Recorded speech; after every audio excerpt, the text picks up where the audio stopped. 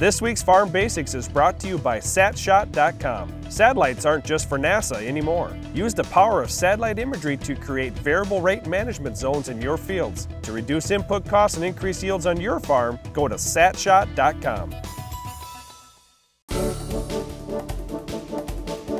Since I live right on a farm, we farm the ground all around it, I am concerned, Darren, about pesticide safety. Shouldn't I be? Am I worried about my water? Am I worried about the food supply? I think you absolutely should be concerned about those things, and you want to make sure as a farmer you're doing everything right. Because after all, most farmers in the United States live right on the land that they're farming. So farmers do want to be very conscious of this. They're raising their families there. So you have to watch which products you're using. And fortunately, the government's been watching that too over the last 30 years. Yeah, you know, back, let's say 30, 40 years ago, there were a lot more dangerous products on the market. Even in my lifetime, I've seen a lot of products that we were using on the farm years ago. They've been banned in the United States. Now, you can still find many of these pesticides in foreign countries, so that's a little scary when we import a lot of our food now. But at least on our farm, I feel very comfortable because all the products that we're using, when I look at the LD50, when I look at the toxicology reports with these herbicides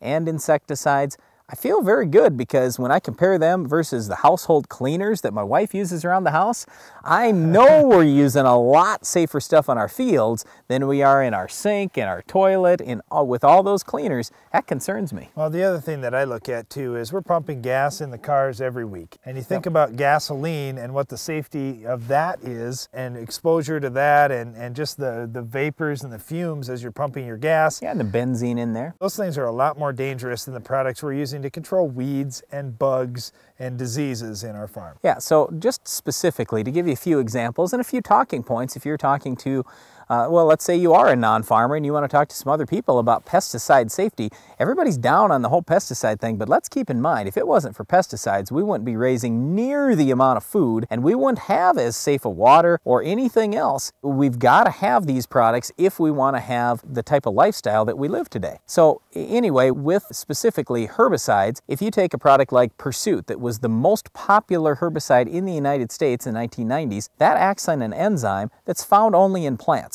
There's no possible way it could ever kill a human being unless you swam in a swimming pool of it and drowned. You know what I mean? I mean, there's no possible way. It doesn't even work on human beings. It only works on that enzyme that's found only in plants.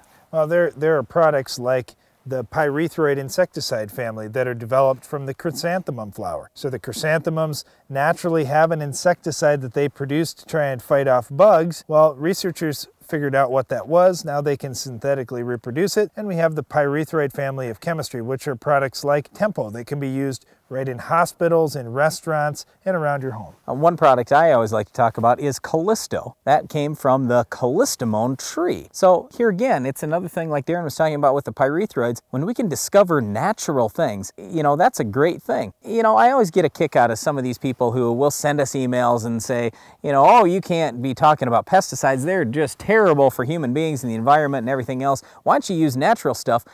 Well, you know what? For all these big companies, they would love to find natural things. They're going to sell you the natural thing before they sell you something that is man-made. They'll gladly sell you a natural thing like the Callisto, like the Tempo, any of these things. That's great. That's exactly what they're looking for. That's what we're looking for as farmers. So the more we can figure out some of those things, the more we use those on our farm and the safer everything becomes. Well, the point is there's a lot of research that's being done with these products, both by the EPA, for one, in the United States and other bodies around the world. They're looking to eliminate products as soon as there's a safer alternative. And over the last 30 years in the United States, we've gotten rid of almost all of the products that have really even a moderate level of danger.